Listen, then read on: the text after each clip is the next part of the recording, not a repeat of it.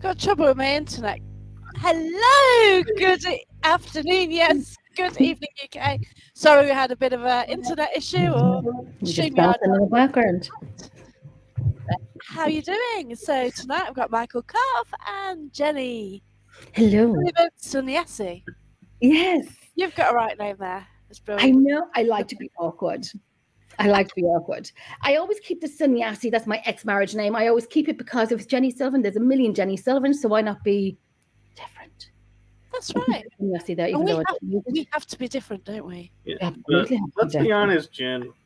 You could be standing in a crowd of a million Jenny Sullivans, but there will be none like you. you would probably hear me before you see me. Oh, bless you. Thick Irish Right. accent. You heard me yesterday when I was, not yesterday, on Sunday. Saturday, we're outside Buckingham Palace and we were ready to leave and whatnot. And Lou said something and I kind of said in my big, thickest accent, and I can't say what I said in live, but it wasn't. That doesn't surprise me. I know, right? But I was like, it was like really thick Irish. Me, B-O-L-L-S-O-X. But it's really like, really Irish, so spot the Irish in the crowd. Me, loud. Oh, as you do. usual. That's cool. Right, okay, so we're trying to start the show then. Yes, let's do it. I thought we already did start. Yeah, I basically start with the question, where did the whole paranormal stuff start for you? Now, I've spoken to Michael before, but in case anybody didn't watch that last show. How dare you? Well, they might not. Yeah, I know, that's it, isn't it? So where did the paranormal start for you then? So for me, it was pretty much I was born into it, honestly. My first paranormal experience was 2. I grew up with seeing shadow people all over, and I pretty much just thought paranormal was normal and it was just something done on TV. And then a friend reached out to me and said, "We have a team. Do you want to investigate with us?" And I was like, "Really? This is for real? Wow. People really do this?" And I was like, "I'm in." And went on an investigation and was hooked ever since. That's fantastic. I love that story. Sorry, Brilliant. just sharing it out. What about, yeah, I'm approaching it. I'm looking down. So what about you then, Jen? Oh my gosh, my first. Well, when I was obviously, as most of us are when we were younger, I've had I could see things. Now I come from a family of 11, and I could see things, and but I never talked about it. But I was that odd child of 11 in my family. I was that little odd one that that is my dog. Really? Yes, that's my chihuahua. My little pig. It is. It's going to get messier, isn't it? That's my chihuahua, my cheeky chihuahua, my little chihuahua cross pig. But I could see things up in my garage, and then I could hear things downstairs. But my first real main sighting of paranormal was 3 things that was up in the sky. 3 things, and oh my gosh, Jesus! I was a child, and leaving my friend's house, went home. And my brother's friend was walking up my garden, and I put my hand on his shoulder and I said, "What's that up in the sky?" Even though it was November, it was like a beautiful navy dark night with stars, no clouds, no nothing. So there was nothing for me to look up to the sky to see at all. But I just said, "What's that up in the sky?" So it turned out, and I know it sounds crazy when I talk about it, there was 3 things, and it looked like round, and it goes into a tail. There was 3 of them, 2 one side, 2 this side. And I've said this like a million gazillion times, but they're swimming up and down like that. And every time they went up, they disappeared and come down. Up, disappeared, come down. Then they'd swap sides, 2 this side and 1 this side, and do the same thing for over an hour, 2 hours. Oh my My God. mum had to be picked up from work. People gathered to our house and so on. And then coming to the very end of it, this was all happening in a field across the road from where I live. So come to the very end of it, if you blinked, you would have missed it. One shot down through the hedge and right back up. You could actually see it going through the hedge. Wow. And I know it sounds like something you'd see in a movie, Yeah. but and I'm living this by memory. And I know it sounds crazy. I know if someone else told me this, I'd be like, well, I'd have to be there to see it, to Yeah. believe it. And I understand that, but I'm not here to make up stories. I'm too bloody old and too tired for that crack. Yeah, and so it kind of flew back up into the sky, and that was my first real proper experience of it, and never ever found out what it was, ever. But that was Wow. my first one, and then I got into it. Oh, that's fantastic. So did you mention it to anyone, or did you just like... We had a family there. We had a full family there. If you see something shaking here, it's just me. I'm fanning myself. Oh, Very bless much. Very you. much. The whole family was there. Friends were there. One of my sister's friends, her mum's machine was turned off that night. My brother-in-law's brother had passed away that week or the week before. Oh, And okay. then my same sister's other friend's father had passed away within that week, and there was 3 of them. Ooh. Yeah, I know. And they were like a smoke grey. They were white but mixed with a grey. It was like smoky color. Oh, wow. It wasn't completely grey, but it was like a smoky color. And if I could be hypnotized I don't even have to be hypnotized to remember the story. I remember all of it. If you don't remember something, you'd have to be hypnotized. I remember everything. I remember me putting my left hand on my brother's friend's right shoulder and pointing up to the sky saying, "What's that up there?" Wow. So, and then my sister said at the end, because I was given a brown paper bag to breathe into because I knew it wasn't normal. I knew it wasn't normal. And the rest of my brothers and sisters were sitting watching teenage TV. Yeah. And I was the one who was saying, who was losing my shit because I knew it wasn't lights. And my sister said at the end, I heard on the radio they were doing the big movie spotlights in Dublin. But these were not that. These were not that. These came down through the hedge and back up. If you blinked it was so fast as if to say, what you're seeing is real. We're not, we're not kind of like, scratching our eyes and looking up and blinking and thinking, is it real? Is it real? One proved it down, over and shot back up. Adults were pulling me behind so they could get in before me. I was so small I could run through their legs, so it was all right. that is... Yeah, it was crazy. It was bloody crazy. But that's the thing about this world. We do see things and you just describe them and you've seen them. You haven't got footage of it. If you've got footage of it, they'll make out it's rubbish, won't they? You know? Yeah. So you'd always forget your story. You'd always trip up and add something or forget something. Yeah. You would mix up. And my sister calls me the fear because I remember everything on a night out the next morning. Oh no. Jenny, she remember everything that happened last night. Forgetting more stuff. But I remember everything. I'm just glad I went first because I'd have a hell of a time following that story. Bless you. That's like amazing story, and that is it. It's all sorts of stories. So what do you think about the state of the paranormal world at the moment? Oh, Jesus. I should mute my microphone. Yeah, I was just saying, how much are you wanting to keep this show on the air? Yeah, I know. Exactly, isn't it? We've got to try and keep positive. I've got my little badge here. Oh, I need to order mine. Paranormal, yeah. So I need to order mine. Barry R. Frankish is selling them. Okay? I'm going to order mine after the show. He'll post about as well. Yes, I'm going to order mine for after the show. I think if I ever do a very last show, I'm going all out. I'm calling everybody out. Yeah. Drop the microphone. Jenny has left the podcast world. Now XYZ is doing this. Wow, it's such Can I co-host? Very world and drama, isn't it? It's such a mess at the moment. But I think just people ought to just rein it in and get on with it. I think people have forgotten why they got into the paranormal world. Like what got your interest in it? Because do you want to be famous?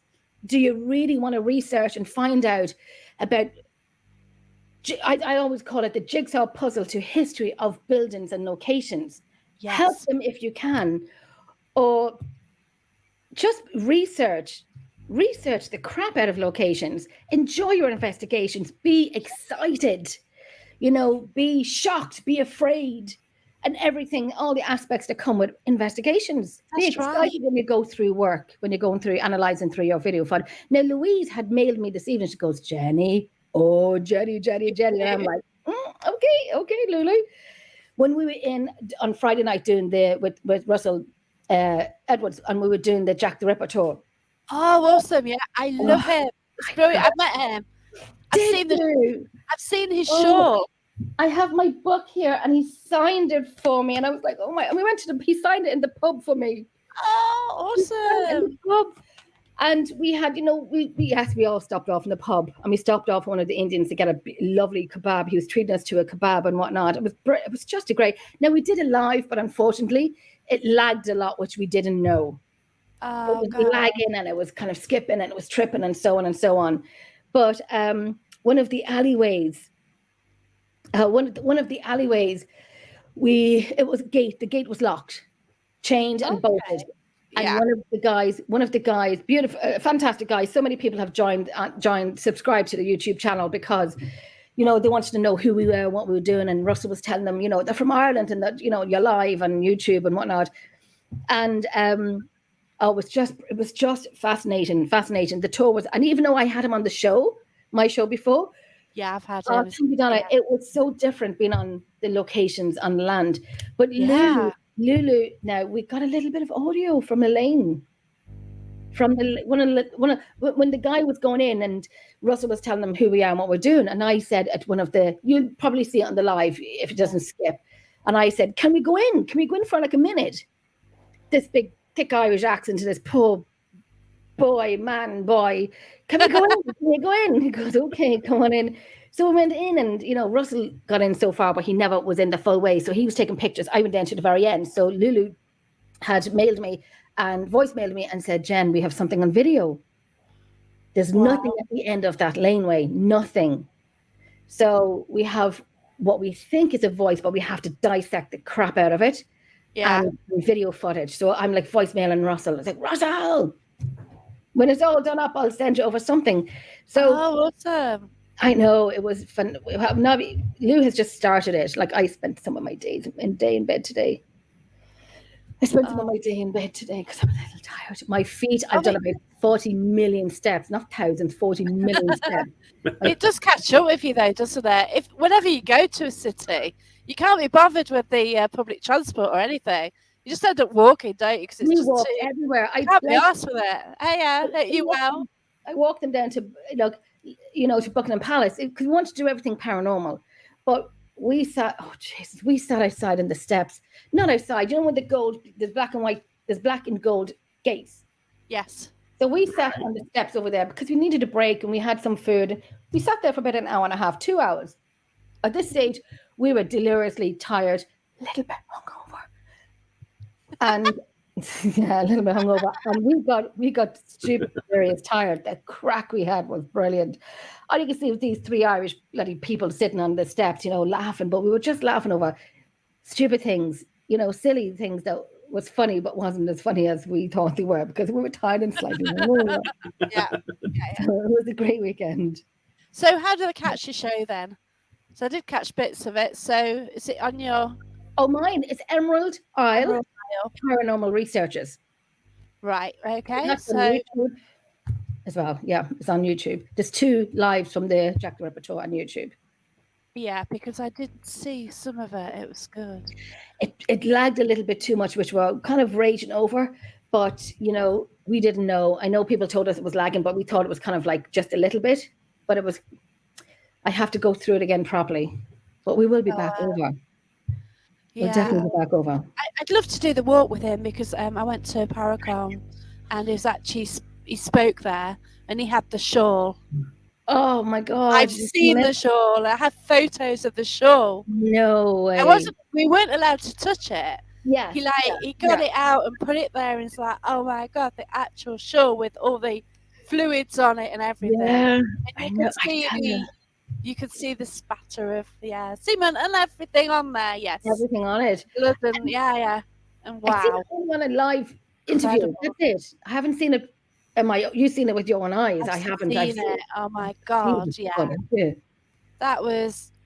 It was such an honor to see it. Yeah. You know, Yeah. the speaker at Sage Paracon, and he did get it out and gently put it out onto a table and that. Oh my gosh. It's just, and I know when people were talking about Jack the Ripper, and to a point, they've glamorized him.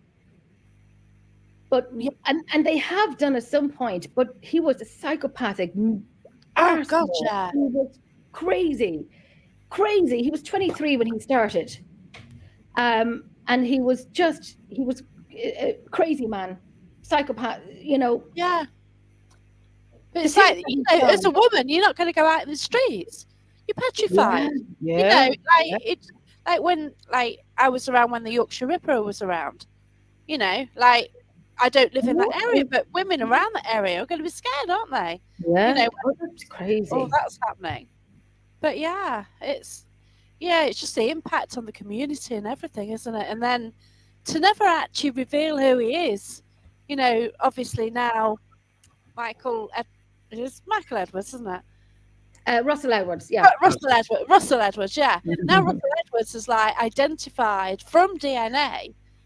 Yeah. Who the killer is really. I asked him on Friday night. I said to him Friday night, where did you start? What got you to this point? Where did you start? And I said, it's like looking for a needle in a haystack. And he goes, that's exactly what it is. You have to walk backwards to puzzle the pieces together before you can go forward and join the dots together. And he even found one of the last women who was murdered by him. He found her great-great-great-granddaughter. Not granddaughter, her relative. Yeah, because he got her blood sample, didn't he? And then it tied into, Yeah, and now they're waiting on the semen sample to find out, is it Jack the Ripper's? Yeah. With his real name is it Adam? Aaron Kaminsky. Yeah, something like that. It was the first land in London, and there was this guy calling us in. We were standing looking at Jack the Ripper, gift shop, and he goes, come on in. Then he was telling us, and he goes, do you want a tour? And I said, no, we're fine. I ended up buying one of his books, a little copy book, just because he, it's persistent. Yeah, just because, just to kind of buy his book, tiny little thing. But I said, we were giving him the story of Jack the Ripper. He goes, no, that's not real. Nope, that's not real. And then he turned around to Louise. He goes, boo, to Louise. And Louise just stood there unfazed. And Louise said, do you know what paranormal investigators? That didn't scare me. Boo. In your face. No, we are. Oh, no, that's so funny. That just doesn't work. Like Mandy says, a lot of the killers are glamorized because they do become famous for the wrong reasons. Obviously today, a certain woman's been sentenced in the UK for killing loads of. It's shocking, yeah. I didn't see it. I seen the headlines, and I said, I need to open this up and find out what it is. Yeah, it's shocking. I have to look that up. Yeah, she's got a life sentence, but I've seen that. She should have been made to go to the court. She should have gone to the court to hear the parents. She didn't? No, she didn't, and she should have done. But I have to look that up. I've only heard about that today, and like I said, I just put the head in, but I didn't see. I didn't read anything about it. It's horrendous one. But Michael, I think you need to get a word in here. Yes, hello, Michael. Well, I've been to London, but I wasn't on this trip, so I couldn't contribute about the trip. Oh wow! So Mandy's town's as bad as Stoke-on-Trent then. So don't go around Stoke-on-Trent, nor where Mandy is. And serial killers rarely get to court. Yeah, it's true. Not as much as the men. Yeah. Not as much as the men. There was one moment. Time, isn't it? I like how there was evidence, though, back to the Jack the Ripper thing, to where there was a surgeon's aide who was female who had all the qualifications and was in every location of Jack the Ripper's killings. And so they're saying, there was some people that were saying, well, the reason he was never caught was because he was a she, and Yeah. she would be strong enough being in the medical field to lift up bodies, Oh wow, yeah. and she had all the qualifications. And it was like, Oh, wow, I'd never thought about a woman being Jack the Ripper. You wouldn't though, would you? No, because you think of like, yeah, the weight of everything, and yeah, Mhm. definitely. Hey, Yeah, so it poses an interesting perspective of, could he be a she, and that's why we haven't been able to yeah, catch. but that's I mean, right. well, the fact that they found semen on the On the clothes, show, yeah, it could have been a decoy that she could have, Yeah, if she was a being in the, prostitute, and then she kind of like one of our clients, and absolutely, Mandy. or even being in the medical field, she could have access to that. yeah. Yeah, that's it. And It could be it's a anything. mystery. Like it is interesting. What that the story and the discovery and yeah, it's fascinating, isn't it? And the one where he had two murders on one night, 45 minutes apart from each other. Elizabeth, Yeah. the one down the lane, where we literally was standing on the spot where her body was found. But Oh my her gosh. throat was Wow. only cut because he was disturbed. Yeah. So he ran off down the alleyway out through the right-hand side. So 45 minutes later, the last victim was murdered. Right. And the reason why he didn't dismembered the Elizabeth was because he was disturbed, because he had done it to all his victims, all of the women. Yeah. So, and that was his last one. Yeah, it's God. It's just a shame that nothing was like proven at the time, isn't it? Really. Yeah. And he's never Yeah. out for it. And he was never done for it. I mean, yes, he ended up in a mental home, but he was never done for it. That's right. So I invited you two guys on because you've got a new show and you've done 2 episodes. Yes, we did. What was that? Yeah. So how's it going?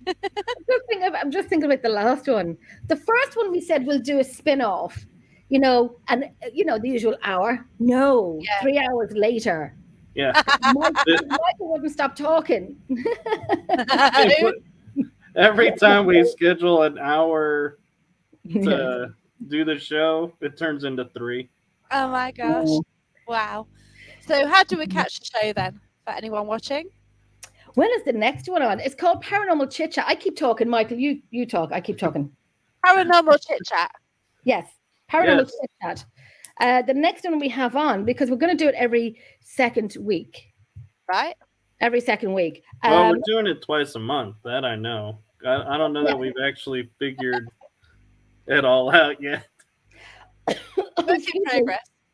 Yes, it's kind of you feeling what because with other shows that we're doing as well, and fitting into the right time slot, the right That is the big the right day that we can. We did it the last 2 times on a Wednesday night, so we'll probably stick to a Wednesday night. Yeah. See, and time I wise, get kudos for this because being in America, my nighttime is your wee hours of the morning. So I keep telling Jen, we'll do it in the afternoon here, so it's evening for you, and I don't make her get up. I tell you, all you Americans are trying to kill me because you won't let me sleep. Let me sleep. Because we do shows like, I know I have a show on Friday night, which I don't mind because it's not often, but I have 2 on Friday night. But it's sometimes when you have a show, say 2:00 in the morning, it's a little tiring when you're kind of. But I don't mind. I don't mind all the time. I don't mind. But y'all still trying to kill me. I need to sleep. People say, Jennifer, you don't sleep. I do. Yeah. Standing up. I do standing up. Our next one is September 13th, and yes, even I don't know what the topic is yet, but kind of wing it. We've got a fly by the seat of our pants kind of conversation. Yeah, be good. You know, we don't know what we're going to talk about.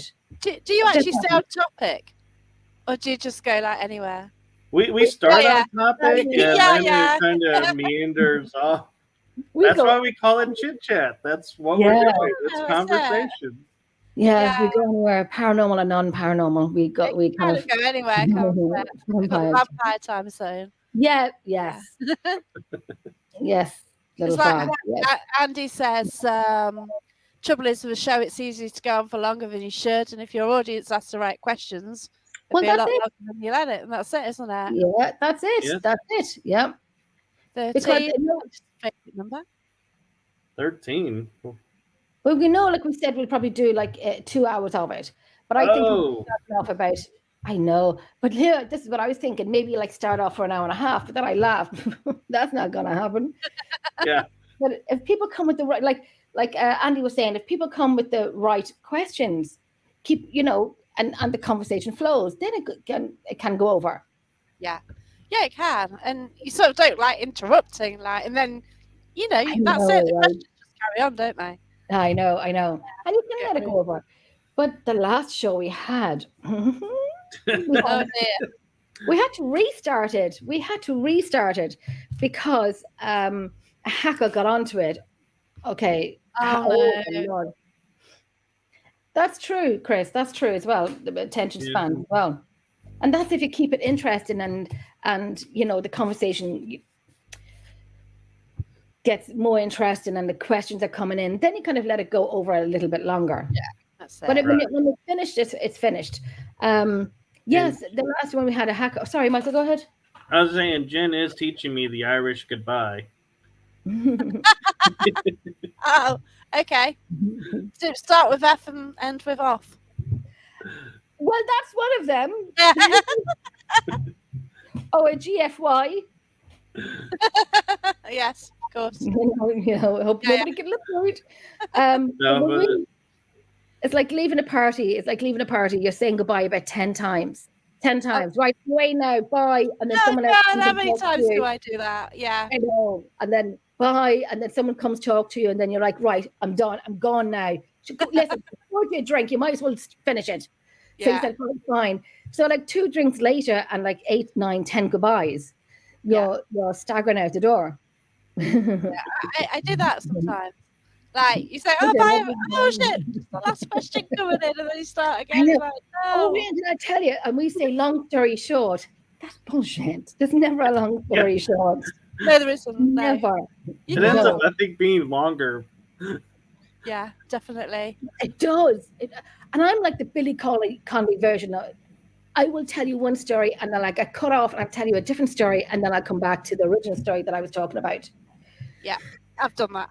Yeah. I do it bloody all the time. I really do it all the time. And then I actually now have pen and paper in front of me to write down what I'm about to say next. Or if I move on to a different story, write down what I was talking about prior. So when I need to come back to it, I know what I was talking about. That's good because I forget. I think, oh shit, what were we talking about? Yeah. And then we're asking everybody, what were we talking about? Tell me what we're talking about. And nobody could tell you. And I'm like, was anybody listening to me? That's weird. Yeah. 13th. Oh, wow. Granddad, 13th. 20 years, the only day we could get was 30th of August. Yeah. And August the 13th. I think, don't we have, this October we have a Friday the 13th. Woohoo. Oh, yes, we do. Yeah, because I'm going to Tutbury Castle. Yeah. Seeing Leslie.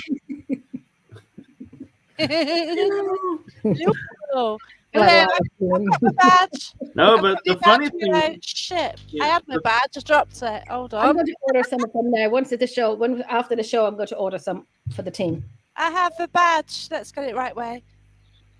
Yay! So I picked them up yesterday. So got badge. Yeah. So if you want any bringing to Scotland, Willow, let us know. But alternatively, you can get it posted out to you. But yeah, so. Yeah, and the funny thing about Jen and I was the first show we like cut ourselves off because we're like, it's 3 hours. We could have kept going, but we were like, it's getting. Everybody was like, we want to come on. We want to come out too. And so you definitely could have. And I know, like, we do say anybody who has something to say can come on. And so the link was given out on the bloody group chat. Michael, the link was given out on the group chat. So this, hey, not gonna happen again. No, this guy came in. Yes, you'll get some. This guy came in, and he was brought in, and there was no video of him. Then you can hear him saying, "Hey, where's the party?" And the rest was to be imagined. Yeah, needless to say, I edited it out and reposted. Yeah. It was a lot. No, anybody who come on. The link will be sent to them privately. Right. Privately, if they wanted to come on, and preferably ones who are regulars that we know. The ones that we don't know, like that guy that night. If we don't know him, I'd be very skeptical of taking someone on that we don't know. So that person would have ruined it for other people that we don't hear of their names or their regular watchers. Yeah. Right. That they could come on. But so we had Liz on. Liz from Scotland. I talked to yeah, she's fabulous. Yeah, she's brilliant. Pun Network, because I was explaining to them what happened. And they said there are now anybody who does a paranormal panel show will have trolls in their chat room to try and bring it down. Oh God! So they're targeting those type shows, and so what did they say? Sorry, they're trolls that are targeting the panel shows. Okay, and so we were targeted because that's what we advertised ourselves being. Okay, and there are others that were saying, yeah, we had the same thing happen. Yeah. And they're saying now the solution is if you're going to do a panel show, you have to have someone designated as the moderator who sort it all out. Definitely. Yeah. Mandy says there's no trolls here, only cases, but yeah, definitely. Yeah, I know, right? I'm sure biologists, yeah. But I find like if you interview a medium and you say medium, that's it. Start spamming. So just the word medium in your podcast show, and that's it. You're getting them all, and like they're just responding to people going, yeah, contact me by message, blah blah blah. Yeah, so I've had it a few times, but starting on that. But they just can do what they like, can't they? These scammers.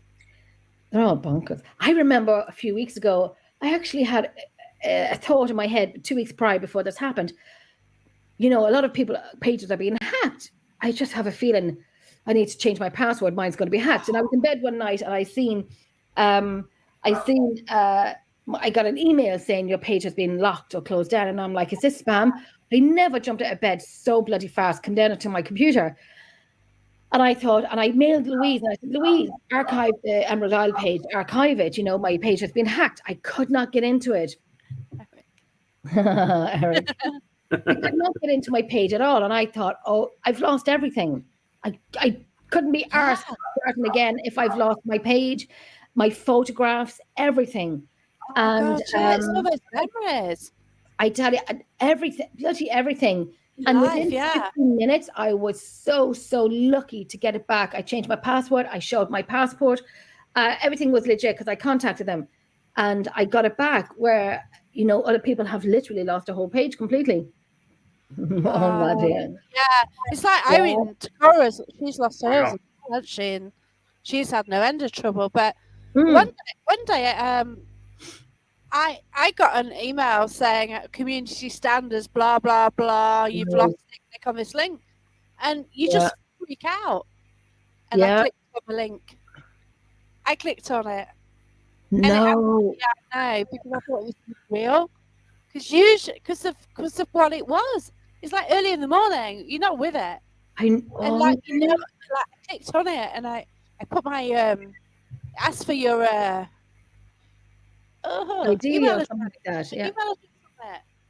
Then it says wait for a code. I thought. Then I realised. So I went on Facebook straight away because what they do, they use that to then get the code for me to give them the code and nick the account.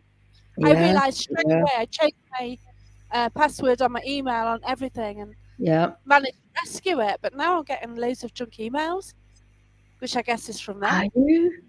Yeah, like every day, like I have to change my email. One and all that, Sainsbury's or air fryers or power tools. To change my Facebook password. I have to change it up tonight. Oh, God, I don't remember it, but I have to change it.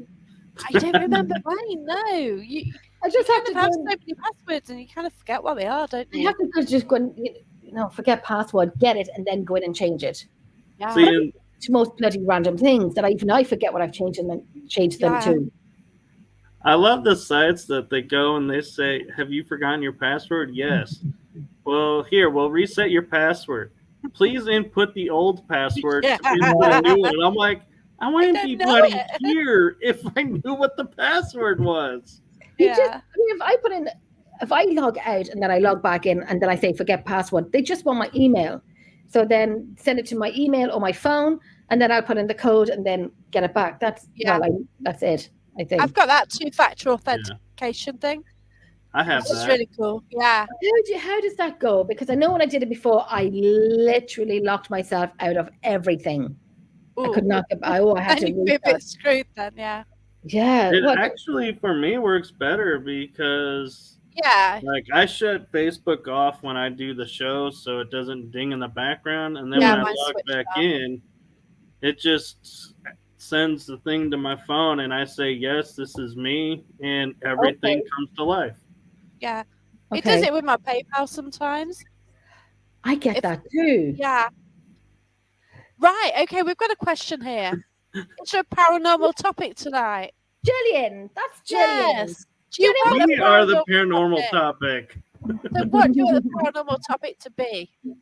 We could cover bullying, but we don't want to give them the credit. We don't want to put them on a. And I'll end up muting my microphone and we talk about bullying because that's we know they exist and they just need to grow up and that's it. Basically. And don't worry, Jen. If you don't, I will.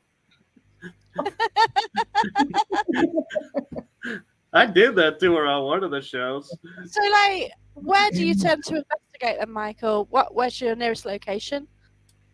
Nearest location for me is Fort Walters Military Base in Mineral Wells, Texas.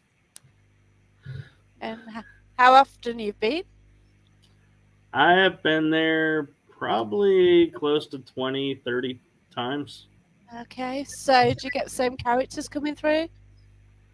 Actually, it tends to differ up. It's only once or twice if I had the same evidence twice. Wow, okay. Otherwise, it's always different. But, you've got a lot who's been at that base anyway, so... Right. Yeah. Interesting. So, you had a scary moment there or anything? Well, I did have a scary moment because we were building the haunted house part that was in the location.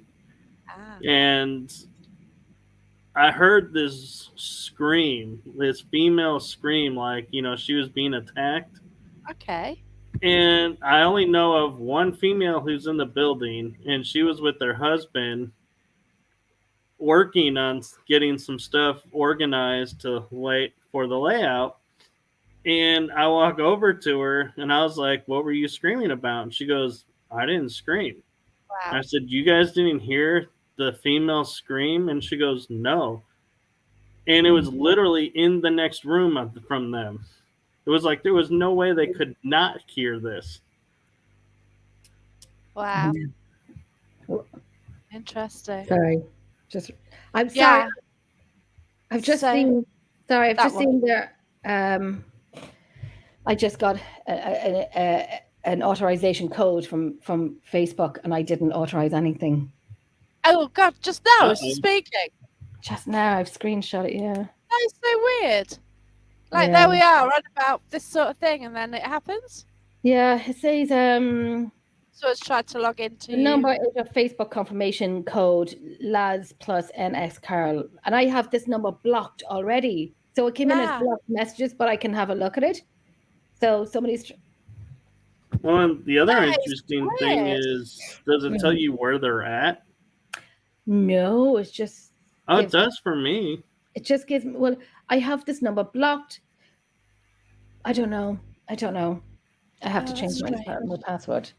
Yeah, I'll tell you, it's frustrating. You just don't know. You're just so looking now to hold on to your account, aren't you? Yeah, I'm going to. Another thing that's so much on there. Another thing that someone taught me that's good to do with Facebook is go in and to the settings and see all the locations that have been logged in. Yeah. And if any aren't you, log them out and it kicks them out. Oh, okay. It does tell me if someone's tried to sign in from a different location. Yeah, it does. Yeah.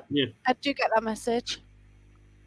Yeah, but if they're already in though, you can go in and because when I first got on Facebook years ago, I was finding I was signed in Langley. I was signed in California, and I'm like, I've never been to Langley. I'm not in California. So I started realizing people were cloning and hacking my page without me knowing. And so that's when I did the 2-step, and I disconnected their connection, changed password, and I was like, yeah, ever since then I've been pretty okay. I know. Wow. Hey, Eileen. Change it. So what's this, Jan, about this an ancient stone circle since 1995? Jenny's just taking the piss because it's not ancient. Yeah, I know. It's from, and I have been there. I have seen it, and it's not ancient. Is it one of those sets? No, it is stones around, but it's not ancient. It's not like from the 1800s. It's there from 1995. But you watch the video. Brilliant. Send me the video. Oh wow! So even to that one, yeah, it's absolutely shocking. Probably just have to change a password every single week. I'd lose it every single week. I know. Me too. God, then I lose the paper I wrote it on. Ain't gonna work, is it? No. Or you can do what I did. Put it in your phone under a secure file, and then your phone breaks and you can't get your secure files. So you lost it. Completely. Oh I have to, So where's your local place where you investigate then, Jan? Where's my local place I investigate? Well, one. Anyone who knows me will know we always investigate the Drogheda Museum in Monmouth. Yeah. But we've stopped it. We've stopped going there. We've handed it back. We've given it up. We're not going back anymore. Right. For reasons that I cannot even get into. Very often, yeah, there's always something. Anybody who wants to investigate it, ring them up and take the locations, because we love it, but we don't like whatever happened. We don't like what happened. So we just said, shove it up your arse, Yeah, it happens. We're not dealing with the language. We're not dealing with the harassment, the bullying, the threatening. So you can just roll up in your ball and stick it up where the sun don't shine. I dealt with it for 6 years. I've dealt with it for 6 years, and we're trying to fix what they had created. So we are almost fixing it. But anyway, just wanted to say, any teams that are watching that wanted it, ring them up and take it. Let us know how you get on. So apart from that, locations, we have new locations coming up, but it was under an NDA. Right. An NDA. No, we have gone to visit these locations, and we will be there this month. We don't even give the county away where we are going. Oh, yeah, that's right. Yeah. We don't give the county away, but we have been to see these places, and there's more than one in the same county, and it's phenomenal. Wow. I cannot wait to get into them. I cannot wait to do them. Awesome. I can't wait to see month. It is fantastic. I cannot wait to do them next month. And And there's another private home that is fantastic. The audio is just amazing. And then we have a fantastic guy, we cannot say who it is, coming over in January to us. We have locations in October. So anything that's local to us that we used to do, we don't do anymore. So and that was our main place. That was just a local place to go to. Yeah. But we're still spread out. Like, we're just back from London. Yeah. We spread out and we travel. And it's always nice to have the one location, but sometimes it's not worth it. Yeah. Sometimes yeah, it's really not worth it. And the team has come to an agreement that they, I think they'd be pushed if they were said, come on back in. No, keep it. We don't want it anymore. No, once something happens, that's it, and it takes the joy out of it. That's it. You don't want it. It does. And had to deal with it for many years. Eileen's got one for us. Yeah. Jen. Sorry. Yeah. When you go to Mississippi. Oh, I'd love to go to Mississippi. I flew twice this year. The Xanax is amazing. Wow. I think I could fly again. Oh my God, my heart beats still. Jen thinks she could fly again. Yay! That is my best friend for flying. I mean, I am sitting here in, what degrees do we have here? 19 Celsius here. 19 Celsius in rain here. Which is 22. I think it's cloudy. It's going to start raining here. And I'm sitting here with a fan, Eileen. But listen, I'll come over. Yay. I would get on another plane. I was actually talking to... Do it. I think I was talking to my twin today, saying she's in Italy at the moment, in Rome. Oh, wow. And that's my home from home. I love Italy, but I'm actually being Jenny Big Balls, and I'm thinking, let's book a flight. Let's go to Italy. Let's go to Italy. I want to go to Italy. I want to go to Edinburgh. I want to go to Italy. I want to go to America as well. Wow, cool. I want to. Now, once and then going, But they have I want to go to the Queen Mary, but I oh, also want to go to the battlefield as well. I'd love to go to the Gettysburg Bash. I'd love to. But it's a long way between the two. We're not used to this like internal flight business. Because for us, we don't get internal flights. We drive. Like from here to Scotland, like 6.5 hours. For us, it's a long way. For you, it's nothing. You know. You say in Ireland, and we say, was it, what did they say? Oh, I don't know what, I forget what the saying is. God knows what I'd bloody come out with. We were joking in our hostel there at the weekend, and I was saying, let's make like a tree and split. Do you ever watch the movie The Boondock Saints? Yep. And the barman was like so ditzy. Let's make like a tree and split. Let's make it like a banana and leave. But he's so totally. No, you actually got those backwards. I know. And I go by that all the time. And I'm saying to the guys, come on, Lou and Niall, let's make it like a tree and split. And I had to explain to them. I don't know if they saw the movie or not, but I was like explaining, like, your man was kind of like, he was Irish and ditzy and whatnot. Wow. But I totally forgot why I got onto that. Yeah, there you go. I mentioned the word Irish and ditzy. Sorry, on the Irish people. Sorry. A million. Anyway, Eric had problems with his REM pods. People asking for a code to confirm. Oh. And we've got another one on the old stones. Stones from a local quarry. All the professional teams. Oh, the Lord, suffering. Ancient stone circle. Don't forget to do the spooky five. Well, actually, what's kind of ironic in a way is I was in London doing a tour of nearby cities back in the late 90s, and I never got to Stonehenge. And I was in West Texas about probably 6 hours from my house. We have a Stonehenge. So I actually got to go see a little miniature Stonehenge and take pictures at Stonehenge. Oh, wow. Not the London one, not the English one, but hey. Yeah.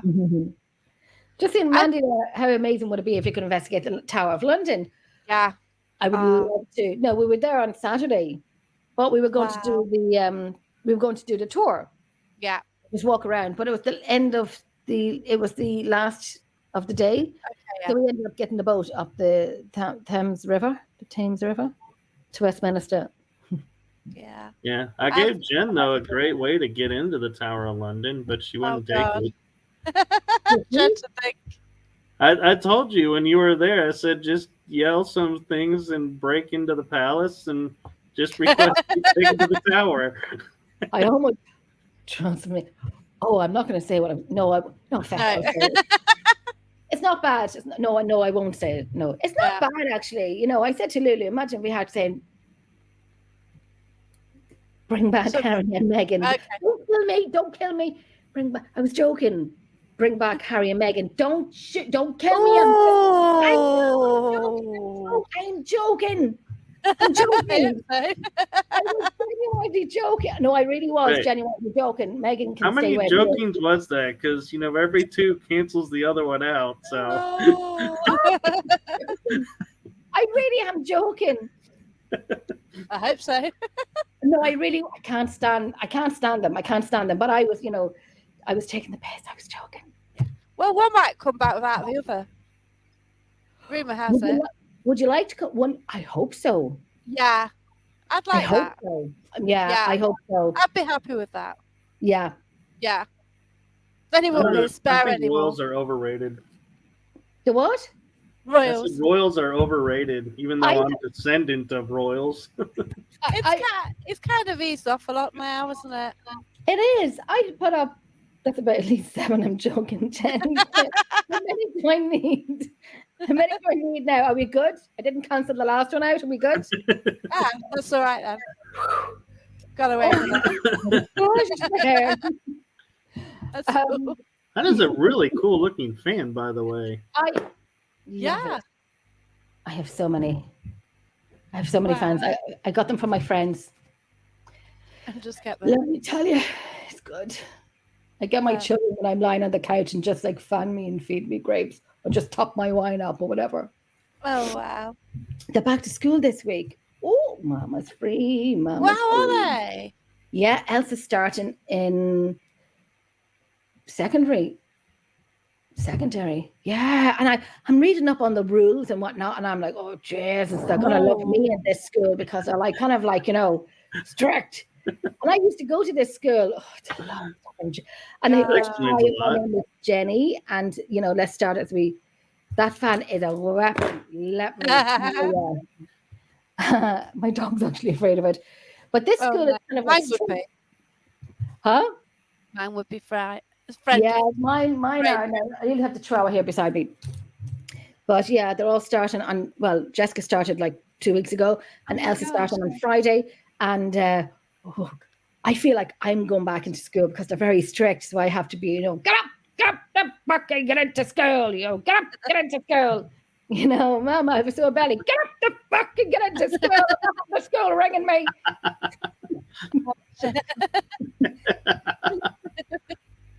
I guess you got all that uniform stuff to do as well. Oh, it's all done. It's all done. It's all done. Wow. I'm so surprised it's all done. I'm very proud of myself, popping the bag. That is some going, yeah. It's not like me. It's not like me. Normally, I'm elbowing the mothers to get in. Get in, child, out of my way, get in. And this is the place I get my team uniforms done. But I'm actually done. I'm done. Awesome. Well done on that. Don't hate me, but I actually am not a fan of uniforms in school. It kind of helps in some ways. Yeah. If at least they're not all buying designer gear. But then the uniforms, they've got a brand logo on. You can only get it from one shop. And that's pathetic. That's highway robbery. Yeah, it is. And they can charge mega loads for a blazer or whatever. Yeah, that's stupid. All right, and I'm just thinking that you'd have Tom, Dick, and Harry coming in, but I suppose they could go buy a uniform and just join in as well. So my thoughts just went off into the fairy clouds there for a second. I was like, there's no security in that. Don't listen to me. Just don't listen sometimes. Jenny's thinking out loud. So one of the topics, let's just change everything. One of the topics I was going to talk about was NDEs. There's somebody who commented a couple of weeks ago and she's like really intrigued by the NDEs, and she's like looking into it and things like that. Mm. And Michael, you have 3 NDEs. Ooh. Yeah. Well, I say 3. That's what I can remember. Probably Okay, had more. so Mhm. oh gosh, yeah, academies. They're all becoming academies, though, aren't they? Yeah. Yes. You know, it's shocking. Yeah. Oh yeah, I tell you. They're still young, and sorry for interrupting, but when I was going through all the rule and the list and the rules and whatever, and I'm like, my daughter's still 12. I can't understand half the stuff they're demanding. If you're sick, you notify this person before 12:30. Well, you're screwed if you get sick at 12:31, and they let you go. But you have to sign a note and sign this. My daughter's 12. God bless them. I am that parent. I am that parent. Oh, God. It stressed me. Anyway, so go ahead, Michael. Sorry. Right, yeah, NDEs. So what was the question about? So you've had 3 NDEs. Can you tell us of one of the experiences, please? Sure. So one of them, the most prevalent that sticks into my mind, is I was home at night, and all of a sudden I start getting a chill. And for me, that means something's wrong because my body generates heat. So I'm like, I don't get cold. I can walk into a freezer, be comfortable. Yeah. But all of a sudden, it's like I could feel my bones feeling like they're getting cold as ice. And I was like, something's not right. And I'm wrapped in a blanket. So I start walking down the hallway into my room. And so my bed at the time was a 4 semi-post bed made of wood, solid wood. And I walk in the room, and next thing I know, everything starts spiraling. Wow. And I'm like, everything goes black. And I don't know how much time has passed, but I remember having this entity come in to the room, and we're having this conversation about what's going on, what's, the next steps, what, needs to happen, what am I, all the normal stuff, you would have with spirit. Wow. And I come to, and my chin hurts, and I'm like, I don't know why my chin hurts. And I go into my bathroom and look in the mirror, and there's like a big red spot on my chin. Apparently I hit the post when I passed out of the bed. Shit. Nothing broken. And I'll try to put the next part of what happened into kind terms, not to gross anybody out. Okay. But you know how when they say the body, the tissue, when it regenerates, it expels the old? Okay. Yeah. I experienced that. Oh, right. And it took me about probably 20 to 30 minutes to clean it all up. Ew. And I was like, and the ironic thing was, as soon as this happened, the chill was gone from my body and everything started returning to normal. And I started feeling just like I normally would any other day. Wow. Okay. And the hard reason why I say it's hard for me to clarify, being NDE is none of mine have ever been in a hospital. Yeah. So there's been no doctors to say, yeah, you died and came back. I'm like, wow. Trust me, I know. I was gone because I was watching I could remember seeing my body on the ground and being like, yeah, this probably isn't a good thing. Did you get a tunnel or a white light or anything? They say a lot see the white light or a tunnel, don't they? I actually don't think I did. I think it was just all of a sudden one of my guides or spirits or loved ones came and just appeared and just was like, okay, it's not your time to go, but it's almost like it was time to activate stuff because I would notice following these moments, my gifts would start enhancing. I could start doing stuff that I couldn't do before. Right. Yeah. And so it was like, apparently, it was written into my spiritual contract that you gotta knock me out completely to flick the on switch and bring me back in with the on switch on. Yeah, the restart button. Wow. Reboot. So, my advice to anyone, if you have an opportunity to write these, don't write that in there. Write an easier on switch. Oh gosh. Because you never know when that switch is going to be turned on and where you're going to be. Oh God. Blimey. So we've got if you don't see the white lights, it's said that it's not your time to go. Because some have like headed that way, haven't they? And they've thought, oh yeah, we'll come back. Hey, Karen. I don't know that everybody gets the white light. I kind of feel like that's something that Hollywood made just to bring everyone comfort. I don't really know that there is a white tunnel light to go through to say, oh, you come to the nice heavenly realm. I think it's pretty much you're out of body looking down, and then that's what I was going to say about the out of body. I think I had one, but I'm not too sure. What's your experience there? I was a child, and we had bunk beds. So 4 sisters were sharing one room, and I was on the top bunk. You know, went to sleep and whatnot. And I had a dream. I was in my front garden. It's a huge garden. It's big, and I was with my twin and my mother, and I had a sore throat from crying because I was saying goodbye to them. I was saying goodbye, but there was men and only men standing. It was like a chessboard game, just a grass, but we were standing in that position, and they all had bowler hats on, but I couldn't see their faces. Now, it could have just been a dream. I couldn't see any of their faces.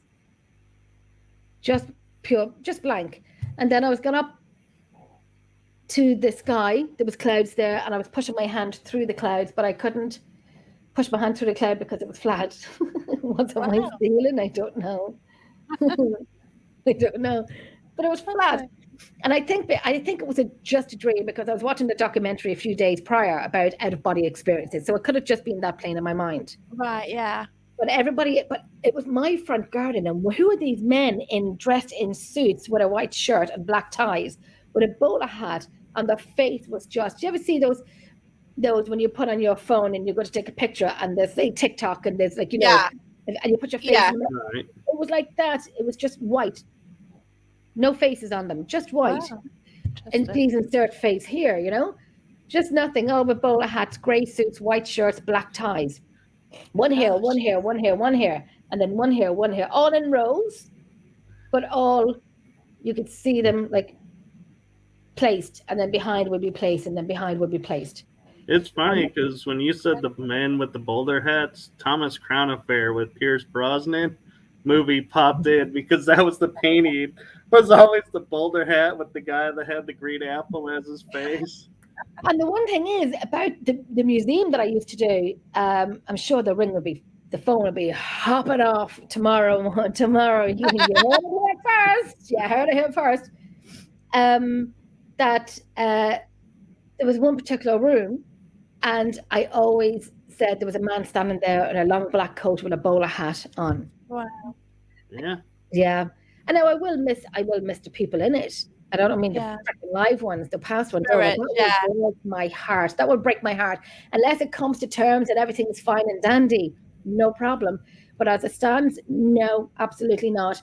But will I miss the people in that location? Absolutely. I've been doing it for 6-7 years, Oh God, yeah, you get to know them, don't you? You do. Even if they're a pain in the neck and they're absolutely horrible in life, you just get to know them. Yeah, you do. I had an experience where about 5-6 years ago, somebody came through in transmediumship. So we asked him questions, okay? 3 weeks ago, I met him again, different location. I asked the same questions from that time. Okay. Different people were there, and it was human pendulum, and they got the same answers. Oh, As the, Oh, that's and cool. it was so cool to get the same information.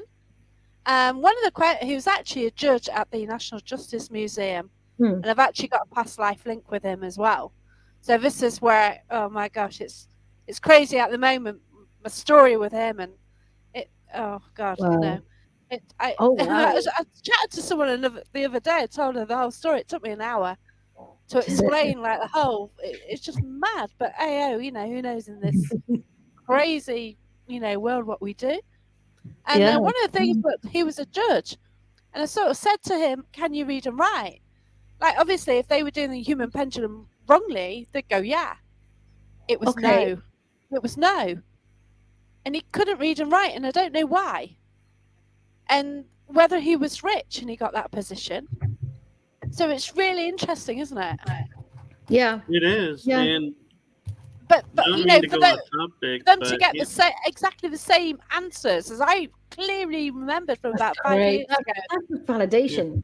Yeah, it's cool, that isn't is it? awesome. Mm. But I don't mean to go off topic, but I'm noticing the chat room's getting active, and I don't want to Yeah, miss Andy's question. we're Um, yeah. he was We got that. asking. Sorry, we got that one. I'll get Karen's first. Karen, I have to say, I've always said to Karen, you gotta write a book about your mother. I swear to God, Oh she's God, gotta yeah. write a book about her mother. I am going to be meeting Karen soon. Yay! Finally. Oh, Yeah. I met So her here in Ireland fingers many years crossed. ago. Yeah, so I really want to meet Karen. So She's fingers crossed about. lovely. Oh my gosh, So, here's another person I'm going to meet in a couple of weeks again. Oh, Yay! nice.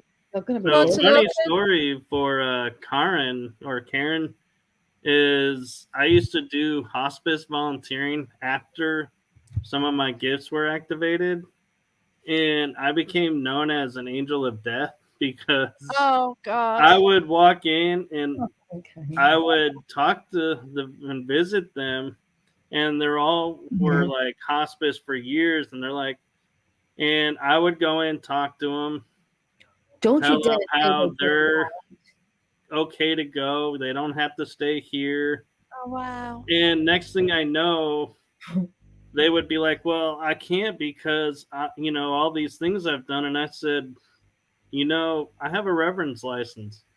If you really feel you deserve to go to heaven, I'll absolve you of your, troubles, and will be free to go. Okay. And they would say, yes, I do feel I want to go, and so Oh I would my do it. gosh. And within a few days to a week, they would pass. Oh my gosh. Beautiful. Just to help them. Wow. And so, yeah, and they would they nicknamed me that because I would go in and talk to the people, convince them that they're not unworthy to go, that they're worthy, Oh, and then they would go. wow. That's I kind of got it in a weird way with my family. So all my family waited for me. So my mum would say, "Oh, my grandfather's ill. You know, we've got to get there quick." They would wait for me, and then they'd pass. oh wow. And Yeah. I made it to all my grandparents, my mum and dad. Oh. There's one grandparent I didn't make it to because God, I just learnt to drive basically. Oh dear, I didn't really want to go. I don't know where this is going. I just passed my test basically. I was taking my gran and granddad out in the car, and he had some sort of fit. I mean, he didn't want to go on the motorway, so instead of the direct route home, we decided to go the back roads. And I weren't very good at driving. You know, you just pass your test, so trying to get from A to B is dodgy. But we made it. We even went past the hospital on the way back, and just get him home. We'll have a cup of tea, and that's it. Yeah. Anyway, we took him up to. I tried to get him upstairs, and he fell and whatever, and he passed there and then. But I ran into the street to try and find a phone line in someone's house to call an ambulance. But in those days, we didn't have phones, oh God, yeah. But yeah, and I had to tell Mum he'd gone as well, and yeah, it's quite a thing to do when you're about 19. So yeah, you do all this, and yeah. But when his when his wife, my gran, died, I knew I should have gone, but I just couldn't because all the rest of them had died. You know what I mean? I'd been there when I'd been called and then they'd died, and but then I was there with mum and dad as well, and I kind of regret really not being there for my gran as well. It's a bit weird, isn't it? But yeah, I don't know why they chose me of all the family. It's odd, isn't it? I think it's because of what you do, and you're not. I didn't. You didn't really. You were young. I didn't do mediumship. No, I didn't do any of this. So I don't know why. It's like I was chosen. They probably saw it in you. It's weird, isn't it? Yeah. Maybe, yeah. Maybe they thought I could deal with it, and I couldn't. I don't know. And it's a random thing, isn't it? I know. It is. It's the first time I've ever mentioned it. I don't know why it's come out, but yeah, it's kind of weird. But yeah. Anthony's got an interesting question of how long was the turnoff for me? Yeah. And I'd like to give a definite answer, but they're different each time. It's like one was 15 minutes, but it felt like hours. One felt like a blink of an eye, and it was like 30, 45 minutes. Wow. So it actually varies depending on what was going on. Yeah.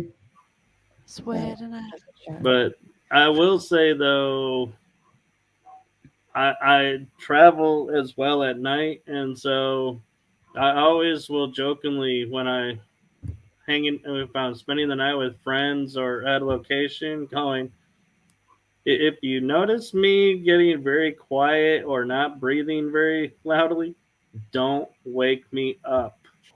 Leave me alone, because I'm probably not there, and you're going to cause me to come slamming back into my body, which is not comfortable. No, I can't imagine. That's intriguing as well.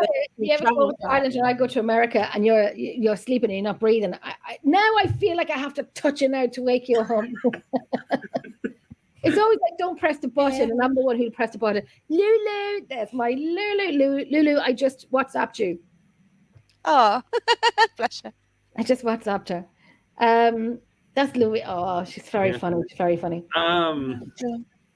To answer your question, Anthony, time does not exist right, in got the that one middle as we know it. That I know for a fact. Yeah, because they always say that with spirit, don't they? That, you know, that the whole time thing, it's just not there. And the ironic thing is like when people will say, "Oh, your spirit guide is telling you in 5 months' time this will happen," you can't go by that, because 5 months for them could be 5 minutes here, could be 5 years here, it could be 5 months here. Yeah. And even the 5 is just a number to them. And so I think how they're telling you is just to keep your options open and your eyes open to what's happening around you. Don't close off to it when they give you time frames, so that because I mean, if you're closed off from hurting about something, then yeah, chances are you'll miss something that was worth having, because you were focused on the pain. And so I think when they say, "Oh, in 5 months, you'll meet someone," it's not meaning you'll meet someone. I think they're saying soon you'll be ready. Yeah. Okay. Get you. I've got a couple of. If you can hear background noise, my dog's snoring now. So if you get anything weird, then it's my dog. It's not me. Okay, so Mandy, so this judge, no idea what he looks like. But the weird thing is, God, I actually sat in his chair, and I had a past life regression where I actually worked for him in the 1800s. And I used to collect money for cockfighting. So this has come through on my past life regression. And for some reason, he had me in the court and he got me hung. Okay, this judge. So I sat in his chair 2-3 weeks ago. He attached himself to me as well. So it got a bit heavy that night. And from his eyes, I saw myself in the dock from those days. Oh gosh, did you? So that was like, wow, yeah. So I need to go back into my past life regression too. I need more details. I'd like to do it. I'd be afraid to see.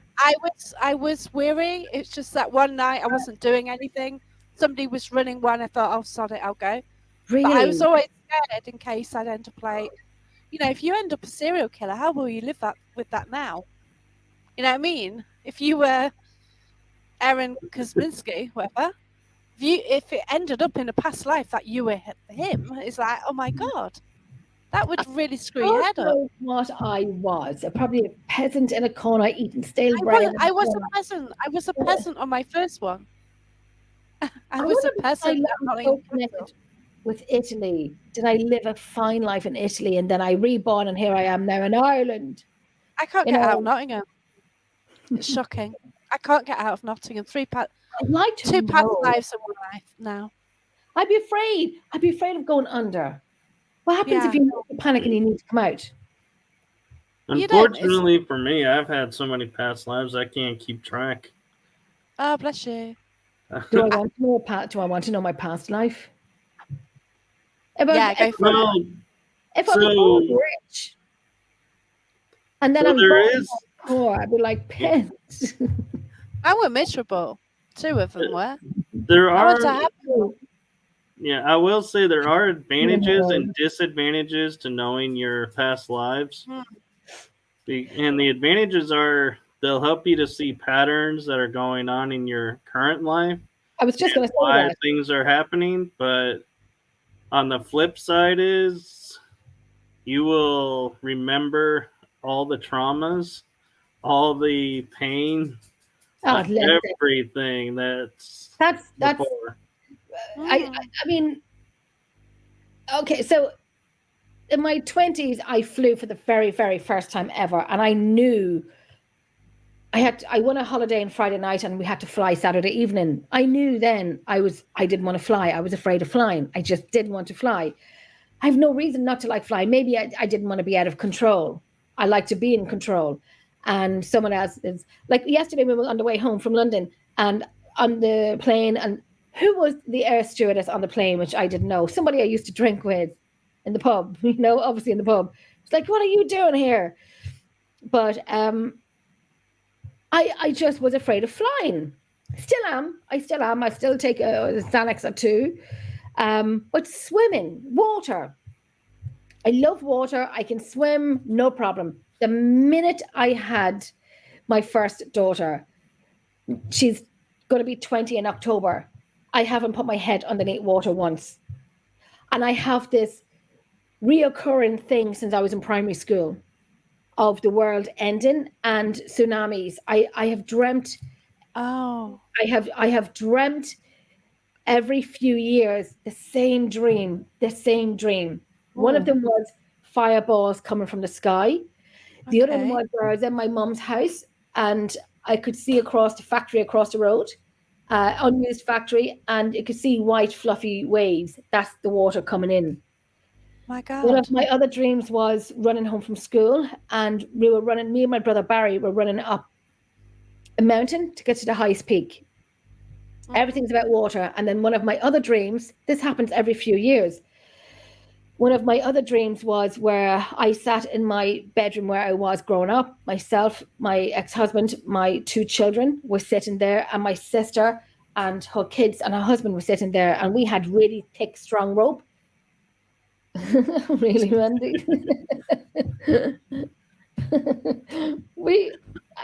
I was tying the rope around my wrist, and then around my ex-husband's wrist and my two children's wrists. So when the water came in, and we wouldn't be separated. Fuck, Jesus, we wouldn't be separated. And the same, I gave the rope to my sister as well and her family. So when the water came in, the waves crashed, we wouldn't be miles away from each other. This is all water since I've had my first daughter. Now you will not. I remember doing the hell and back. You know, the hell and back where you go through these obstacles. And the first one was the ice bath. And and there was these rows of tires, and you'd have to go underneath the water to go to the other side, and my team was ahead of me, my sisters and my brothers and whatever. And I said, guys, wait for me, I can't go underneath the water. And the guy said to me, just go through, put your face through the tires. Yeah, I think the tire was giving birth to my face, because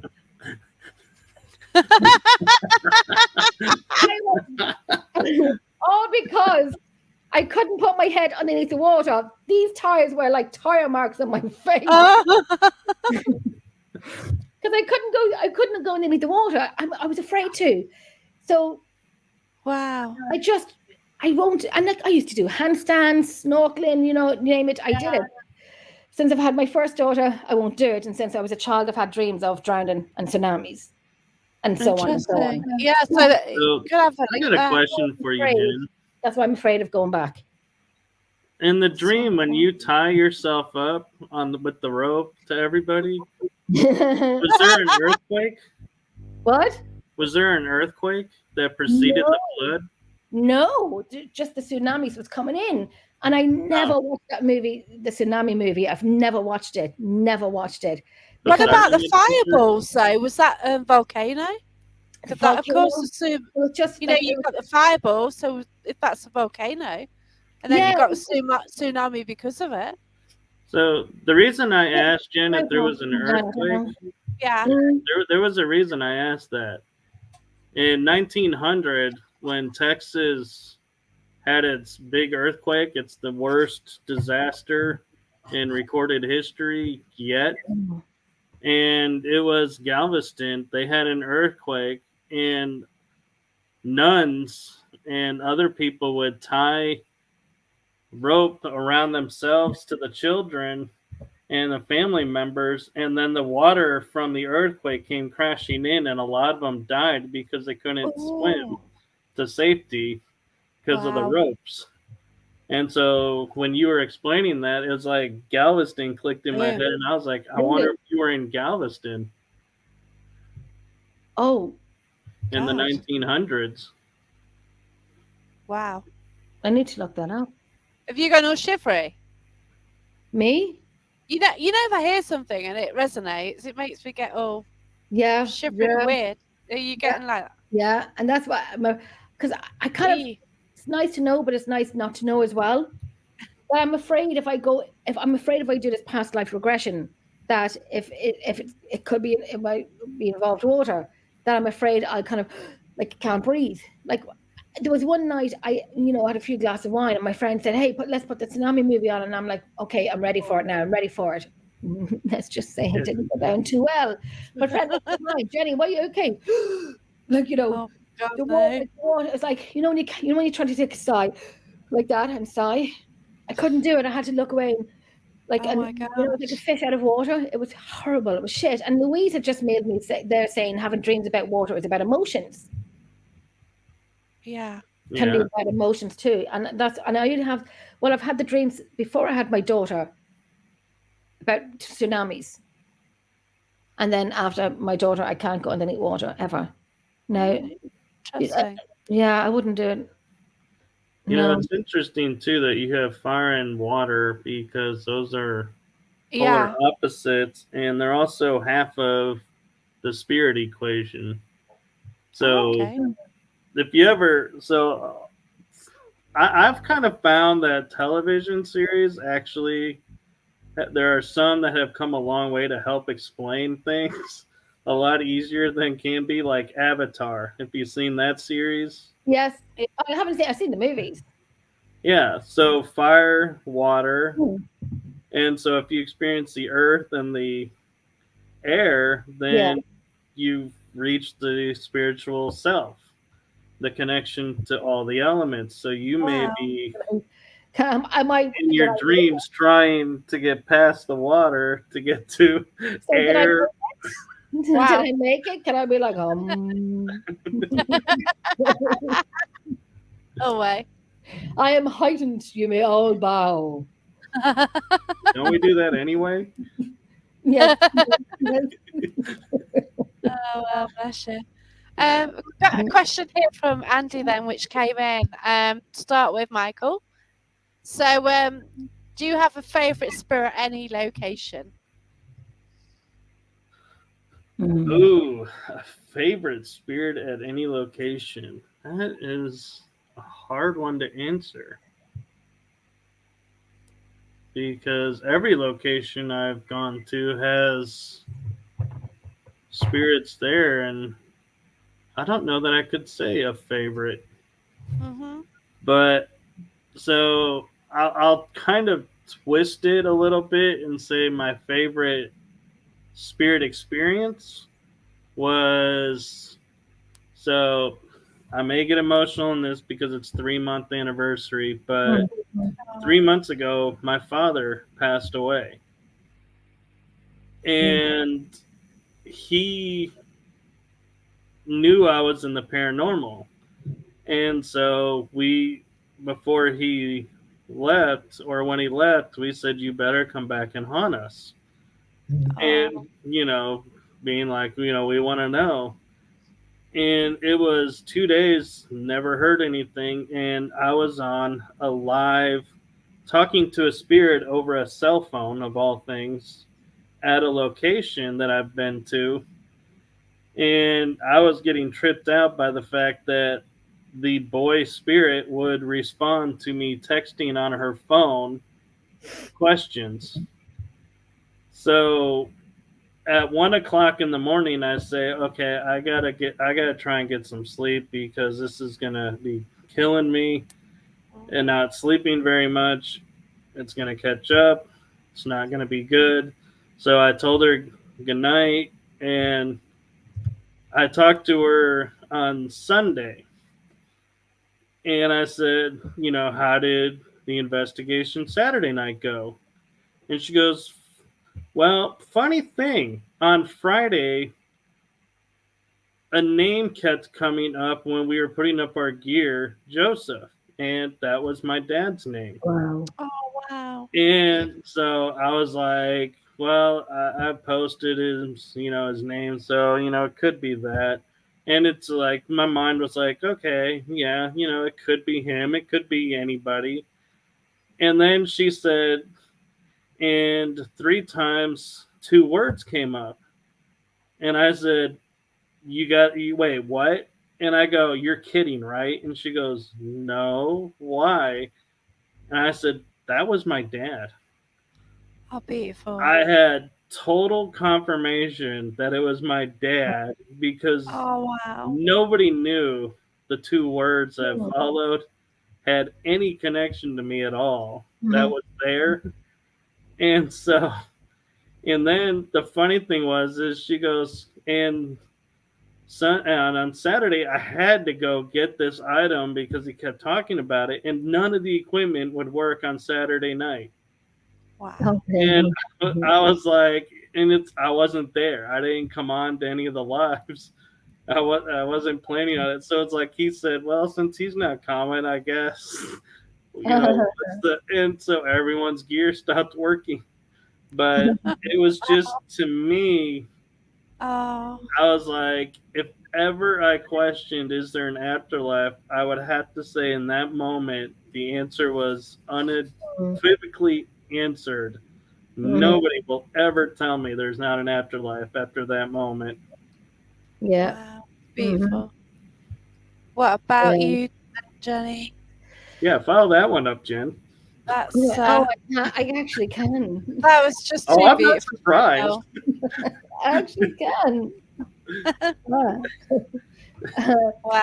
So the question was, any You have a favourite? Yes, I do have a favorite spirit. I actually do, in the location that we don't do anymore. Oh. Which is a bitch. Sorry, that's one bitch, which it is a bitch. That we can't do that. Not that we can't, we just can't be arsed. We just don't want to.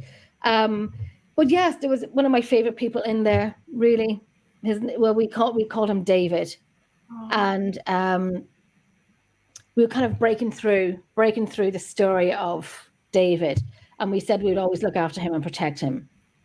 Oh, and now you're going to get some probably gobshites in it. And I don't care if the team knows me or whoever goes in after me. Yes, I said gobshites.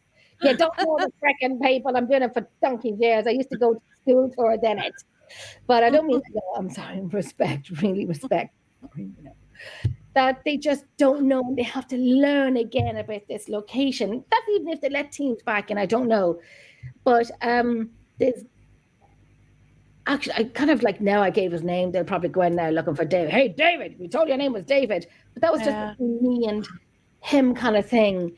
Oh, bless you. And we got crazy validation from him, from my friend Tracy Day in the UK, and then from my daughter's friend of the audio that they've heard.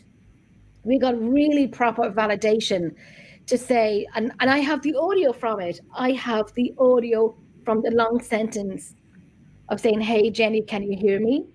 And then there's two men talking, and then it goes on. They say something we can't understand what they're saying, as if someone's telling one guy's telling the other guy to shut up. And then it goes, hey, Jenny, can you hear me? She murdered me. And that just went slot on to what Tracy told me. Wow. It went spot on perfect. Everything just connected. And then my daughter's friend, when I played her audio, and she goes, I can hear it. She murdered me at the end. And I'm like, okay, because I do audio and I didn't hear it. Okay. So I played it and I looked at her. I'm like, the fuck? Do you want to join my team? Do you want to join my team? And I'm like, how did I not get this? How did I not get this? Yeah. So everything had joined in. So he will be the one that I would pine for. He'd be the one that I would pine for. Yep. Oh, wow. I don't know which way to head, because I could do with a mum and dad story. So I could do my mum and dad story. Yeah. Yeah, go ahead. So, for Christ's sake. It's one of my first ghosts. Well, no, it wasn't. I've been on a few. It's probably a year after my dad passed.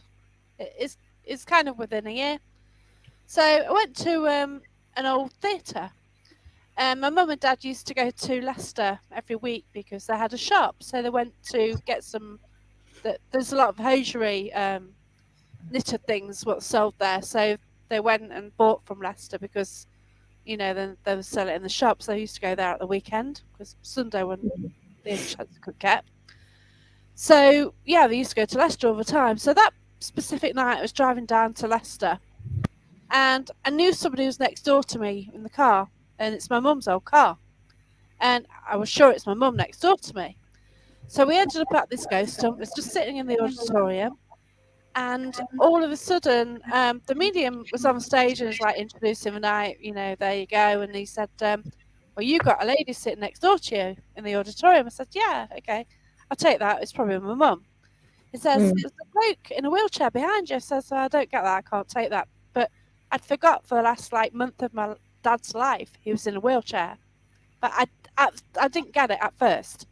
Okay. But then he said, I'm seeing a brindle staffy. I thought, well, that's my dog. It's alive. What are you saying here? Then he mentioned something called Mr. Bones. And that means absolutely nothing to anyone. But Mr. Bones was also a staffy who'd recently had cancer at that time. He's passed now. And he'd had cancer and he was fine at that time. He'd recovered. Yeah.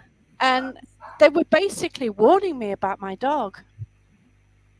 So they kind of brought my dog through. Oh my gosh. Showed the medium. Then they've got Mr. Bones, who straight away I clicked what the message was. The medium didn't have a clue, but I thought, oh, this is a warning about my dog. A few months later, my dog started having fits, and then he died the following March. He had a brain tumour. But basically, my mum and dad warned about my dog being ill. Isn't it mind-blowing? It's, bloody mind-blowing. I put two and two together and got it right, but I didn't tell the medium what he'd got, you know what I mean? Because I thought, I didn't, but in the back of your mind, but I just thought he'd have the test and he'd be all right. But it gave me the warning, and and I think because of that, I did take my dog straight to the vets. as soon as he had a fit. You know what I mean? Because you would anyway. But Of course, yeah. And he had the blood tests and everything. Mm. They couldn't find anything at first, but then when he had a scan, then they found it. But but that it's incredible that my mum and dad actually warned me about my dog. It's an amazing how they can warn you, they can pre-warn you, tell you. And what happens up there that would give them the insight, people the insight to They pre-warn? can travel, can't they? Because if you go to a medium, you sometimes can get the reading about your future. Like, some will say like my friend, like she didn't believe in it and she went to one.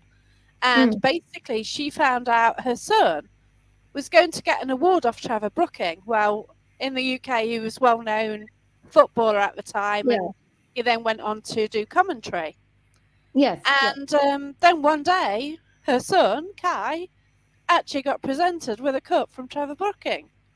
Like, well, you know what I mean? And so what happens? Does a family member must travel into the future to then come back and tell you? So it just shows that they can sort of move around, can't they? And do you ever get the questions asked to you, like, do you believe in life after death? Oh, you're welcome, Andy. You're welcome. That was even emotional, even talking about David from the museum there. That was even emotional, even.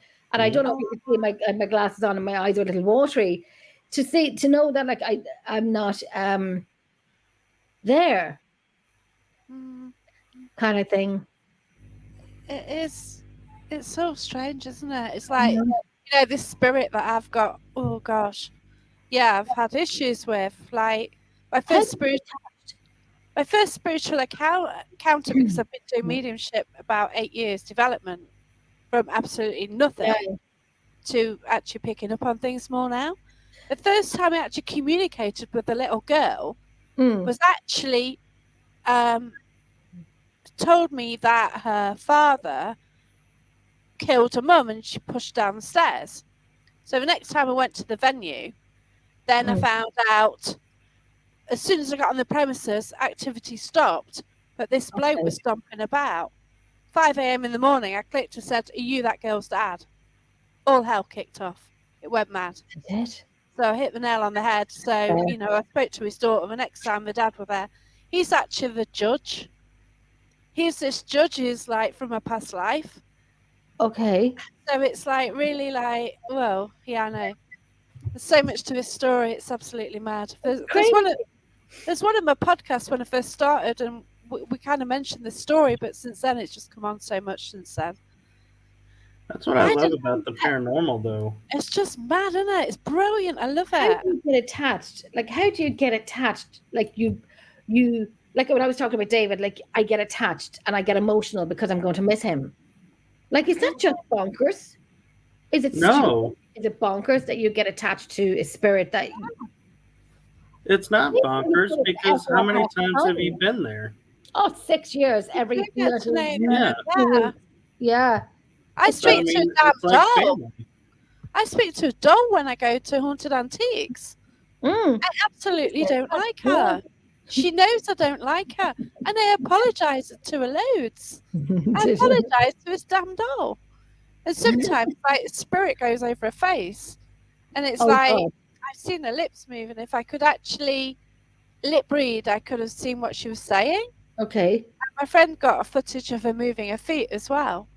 And, like, oh gosh, I keep apologising to her loads, because this doll just wants attention. So, like, you go, like, I host at that location. I was actually there last night, and, like, you're in the room, and, like, somebody will go up to her and pick her up. There's dolls and clowns everywhere, but they always go to this one specific one. It's weird, isn't it? Yeah. I mean, when you think about it, we investigate locations over and over. It becomes like a second home, and therefore the spirits become kind of like another part of your family. Yeah, they do. Totally. Yeah. Even if they are, some of them are horrible. I'm not going to mention their names, and like, this guy was doing the F off and whatnot, but you still feel like you have to protect him. Yeah, I feel very protective towards him. this judge used to hang people for a laugh. You know what I mean? He deliberately found them guilty. And yeah, he's, you know, he does. And I knew damn well that 2 weeks ago, I knew it was going to be mad. I knew he'd be waiting for me. We all took turns sitting in his chair, and each of us were overshadowed. It was so basically 3 people who worked together, another 3 who worked together. Yeah. So I bring people together. I've got like little private groups. So I book locations and I bring different people together. And oh my god, the energy that night. So my friend at Haunted Heritage, she let us like go off in a group, so we could do our paranormal rather than what happens on an event. Okay. So we do a lot of energy work where we kind of get overshadowed and we really get sort of pushed by spirit to the nth degree, you know. Yeah. We've got ordained minister who came in handy, put it that way. It's like got a bit of an issue with this judge.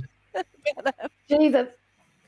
Oh, wow. I will say there is a technique in the metaphysics that I was brought up in that I would love to figure out how to bring into the paranormal, because I think it would blow people's minds. And I've kind of dubbed it the red light district of the metaphysics. And before you start thinking red light district of Amsterdam, it's the I call it red light district because you sit in a chair with your eyes closed, perfectly still, with the red light beaming up at you. Okay. And as you sit there, all of a suddenly either spirits or your past lives will start manifesting right in front of you. And so I think to do that at a location would be like really cool, because I've even filmed it and you can see it in film where I have somebody sitting like this and all of a sudden it looks like his arm started lifting up, but his arm never moved. That's really crazy. I can do that. I can draw them. Can you? Yeah. I got told off. I knew I was doing it, but I didn't realize.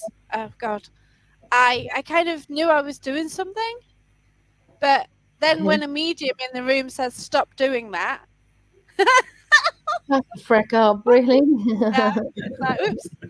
Yeah, so it's MJ Dixon is down at Drake Lane Tunnels and it's like putting something forward, and I don't know. I pull it from behind me to. I don't know. I know how to do it. Obviously, I'm doing something, and she picked up on it and told me not to.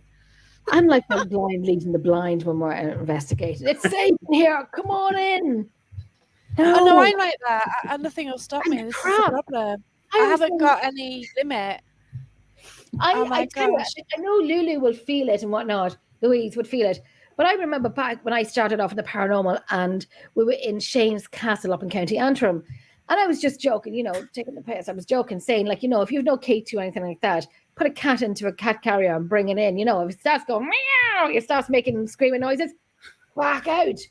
That was your K2 back in the day. Yeah.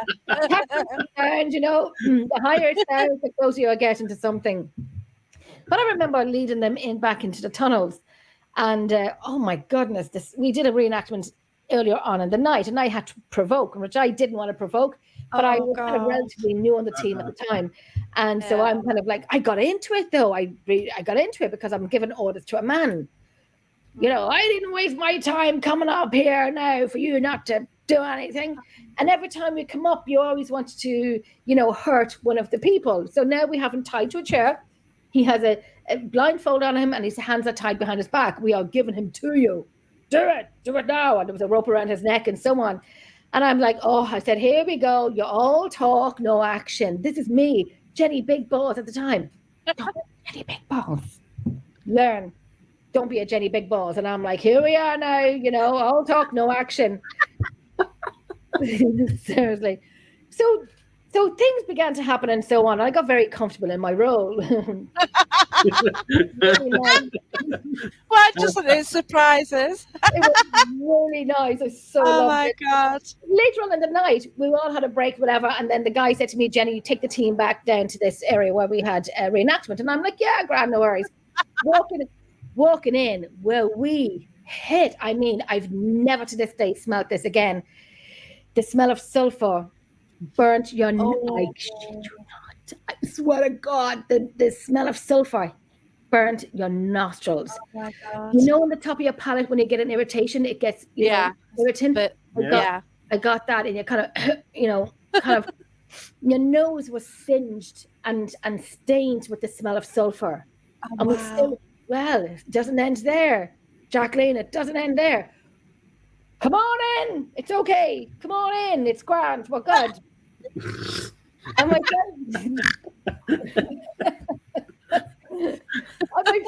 my friend beside me said, Jenny, we shouldn't. I'm like, why? This is what we're here for. We know that they, and I always say this, we know that they know that we know that we're here. So we know and they know that we're both here. Okay. So let's keep going in. So we're walking in and, we have the public with us. Jennifer, you have the public with you. My twin being one of them. Come on, Aunt Vicky, let's go forward. So we're walking down closer to the area. And I kept saying, I don't know why you think we should leave, blah, blah, blah, blah, blah. So then it got to the point where I was like, right, fine. We'll leave then. We leave because we're public with us. Yeah, some of them, Andy. Yeah, some of them. Come on in. Come on in. It's grand. So then we were leaving because we were public with us. We were leaving. So we turned around to leave. And I said, I don't know why we had to leave if they knew we were here. It was like the Matrix. What happened next was like the Matrix. This was an invisible kick up Jenny's arse. Yes, it was. It was like the Matrix where my hearing it was where my hearing went. I closed. It was like my head was underneath water. Oh shit! Here we go again. Now we know what's happening when you feel like the head is underneath water in a respiration. We know what we're talking about. And then my eyes were closed, and it was like slow motion where I just went backwards, like something just ran towards me and through me, and I came back up. Even though my body didn't do that, but in my mind, I was like, I went back and forth, and I was like, and I was underwater hearing. And I lost my footing, and granted, I know it's fun. Granted, the ground was uneven, but when I kind of came to a few seconds later, and I said to one of the girls, and I was linking her, and I said, take me. And then I said, Jennifer, stop. You panic, you lose it. So it's kind of like, everyone follow me. No time for pictures. Keep walking. Keep going. Nothing to see here. Get your pictures from tonight's investigation out the door. So that was when, there's Liz. I missed the story, Liz. I'll fill you in. Hi, Liz. But so with that, then we left, and it took me about 2 months before I got back to the location. When I went back, I was like a little dog with my tail between my legs. Sorry, didn't mean it. Sorry. So that was my tale of don't be a Jenny Big Balls. Don't be a Jenny. Oh, bless you. Don't be a Jenny. Oh gosh, it's mad, isn't it? But we do this and we don't know what we're going to get into, do we? Yeah, but it was a good we really do. It's no, but it was funny for me on one location. I always will tell people you don't need to provoke. Don't antagonize the spirits. You don't need to. No. And we get to the second level of this building. Or no, actually we went up to the third story. There was a third level. And there was a door to an attic right there. And this lady's sitting down. And she's like, oh, the spirits, are wanting this or that. And so I'm sitting there. And I'm like, okay, I can feel something's around. I'm not sure if she's really communicating what the spirit's saying or, but I can sense there is a spirit. And it was a not friendly spirit. Mm.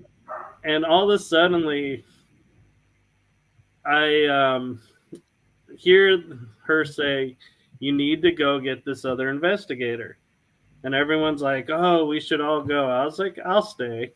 And they're like, "Okay, cool," because this lady's doing her thing, and I'm like, "I'll stay and watch over." And next thing I know, I feel this pressure on my arm, and it stops, and I go, "Yeah, are you trying to hurt my arm?" And it goes, "Oh, we'll find a way." And I said, "No, you won't." And I sat there, and I kid you not, I totally switched into provoking mode. And I was like, "You are taking me home." And I looked at the spirit, and I go, "Do you know who I am?"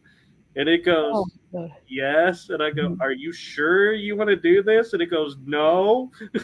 And it started to back down, and I was like, "Yeah." I was like, "You sure you want to go here?" Because I could go here. And it was like, "Nope." I could go there, but I can run while I'm going there. No. But it was funny because it was like 3 times I felt it trying to like grab my arm or like hit my shoulder, and every time it would, I could feel my body heat up. And so I was like, "You're getting burned trying to touch me, aren't you?" And he goes, "Yes." And I was like, "Why are you trying to touch me? You can't touch me." I'll just say, please don't touch me. I'm sorry. I actually got this all on footage, and it's on my YouTube channel. Me taking the spirit on one by one. Oh wow! And I won. You won. So why here then? What is your YouTube channel so people can find it? We'll share the link after. Aye. Yeah, we'll do that. Because we got too many YouTube channels. Yeah. We have one. We have a new one. We're trying to get. It's Emerald Isle Paranormal Researchers. You'll see us on lives and shows and investigations, and we have fabulous places coming up. Some we can't do lives on, but we keep everybody up to date on what we're doing. But that's the only one that we have. Is Emerald Isle Paranormal Researchers on YouTube and Facebook. That's excellent. Yeah, I have my channel, Emerald Isle, when Jenny allows me to come on. And I do. And I have the Energy That Surrounds Us channel for my podcast show, and Paranormal Versus, my podcast show with Kel Ridley. So that's why I say it's hard to find me on YouTube because I'm on like 4 channels, counting Jen's. Awesome. I never stop. I'm busy. I'm busy enough just going out the weekend. Come up to busy season. Do we love it? Oh yeah, too right. I've got the October 13th booked, but I've not got it. Yeah, there's just they've got a few speakers at Tutbury Castle. Are You Haunted is there? So my friend Barry John's there, Chris Conway's there, and some others. So Leslie's there because she's the curator there. I like that she's underselling this. She's like, "It's no big deal. I got a couple speakers. They're just coming to hang out at this event." It ain't my gig, you know what I mean? I'm just paying to listen to people chat. But yeah, it's going to be great to meet Are You Haunted? Well, I was invited to investigate with him a bit ago, but I couldn't make it. It's like, oh bugger, you know. Yeah. I'd already arranged to go out with my friend to an investigation, so have to stick with my friend, you know. That's it. Yep. It was so you got to do loyalty. It's like, oh yeah, I really want to go, but no, I'm doing that.